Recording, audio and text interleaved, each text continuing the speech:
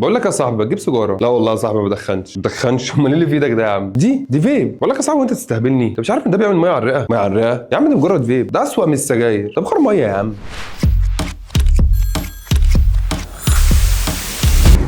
بقول لك ايه، احنا ما كناش بنشوف الموضوع ده من كام سنه، خلاص كلها بقت بتفيب. يعني حرفيا لو مشيت في اي مكان عام تلاقي حد ماسك فيب ومطلع سحابه دخان قدامه ولا كانه تنين. ولا جيت تقول لواحد صاحبك يا عم بلاش فيب عشان صحتك، يقول لك يا عم مش احسن ما اشرب سجاير؟ طب السؤال هنا، هل الفيب امن من السجاير ولا احنا اتعودنا على الشماعه؟ اي حاجه احنا عايزينها بنحط لها شماعه، ودي عشان شكلها حلو وشيك فحطينا لها شماعه، دي احسن من السجاير. الفرق بين السجاير العاديه والفيب، السجاير العاديه نار، نيكوتين، اطران، وكلام كتير سمعناه عن اضرارها عن الصحه من زمان. اما بقى الفيب عباره عن بخار ونكهات، مانجا، كيوي، ناس يعملوا بيستاشيو، وكلها اشكال ملونه والكترونيه، وكلها حاجات تخليها شكلها روش، لكن هي فعلا اقل ضرر. طب ما تيجي نعرف الاول هي الفيب دي اصلا اتعملت ليه؟ الفيب دي ظهرت 2003 على ايد صيدلي اسمه هونليك. طب انت عارف ان هو اصلا ما عملش دي استثمار، هو كان هدفه ان يخليك تبطل تدخين.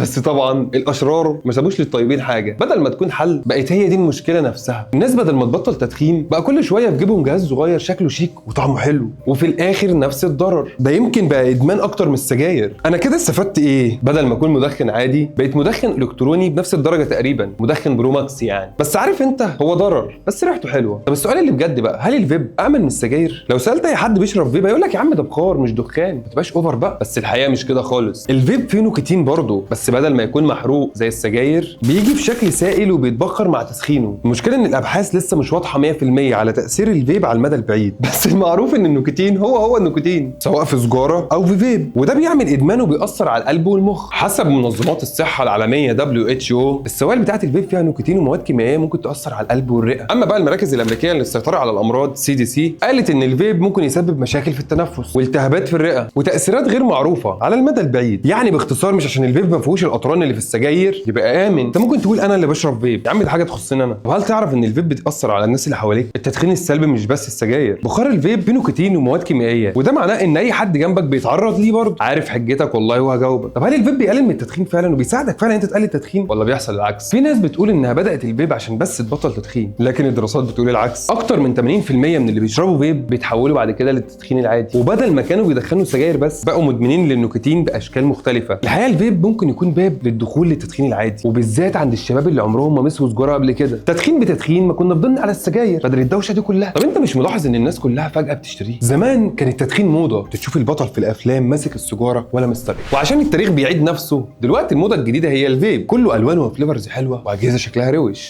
ده كمان بقى ليه اكسسوارات وبيتعلق كانه سلسله. يا ترى اللي اخترع الالوان والنكهات دي كان عارف هو بيعمل فينا ايه؟ خلى الناس تجرب، تتعود عليه، ما تعرفش تبطل، تدمنه. بعد جرعه الروشنه دي كلها تفتكر ايه اللي بيحصل جوه جسمك؟ النيكوتين في الفيب بيخش على الرئه على طول، لكن بدل ما بيخش على شكل دخان زي السجاير هو بيخش على شكل بخار، وفي مواد كيميائيه مش كلها معروفه. وبعض الدراسات بتقول انها بتسبب التهابات في الرئه وبتضر الاوعيه الدمويه. غير بقى ان كل اللي انا بحكيه لك ده بيخش في جسمك وانت ما تعرفش تاثيرها على المدى البعيد. يعني انت حرفيا عامل تجربه علميه على نفسك من غير ما بتاخد بالك. طب ما نبطل بقى وكفايه اللي شربناه. لو انت في ايدك سجاير او فيب مش هقول لك دلوقتي روح ارميها، بس عايزك تجرب تفكر بس في الموضوع. طب هل فعلا انت محتاج التدخين ولا ده مجرد عاده؟ لو عايز تبطل هقول لك على الخطوات. جرب الخطوات دي، تبدا تقلل بالتدريج ومش لازم تبطلها مره واحده. يعني عايزك تقلل الاستخدام شويه في شويه، اشغل وقتك، روح خلص الشغل اللي وراك اللي بتهرب منه، لان الادمان مش بس جسدي ولكن نفسي. حاول تتكلم مع حد بطل قبل كده، لان الدعم ده بيساعد والله. ولو الموضوع طلع صعب عليك استشير دكتور، في برامج علاجيه ممكن تساعدك تبطل النيكوتين نهائي. الفكره ان مش كل حاجه شكلها حلو وحديثه تبقى امان. لو الفيب اقل ضرر من السجاير حتى لو 100%، ده مش معناه انه امن. انا عايزك تفكر في صحتك في المستقبل وفي انك تبطل دلوقتي قبل ما تتعلق اكتر. ولو عندك حد بيشرب فيب قول له شوف الفيديو ده يمكن يقتنع. وقبل ما تقفل الفيديو قول لي انت مع الفيب ولا لا، واكتب لي في الكومنت هل شايفه فعلا اقل ضرر من السجاير.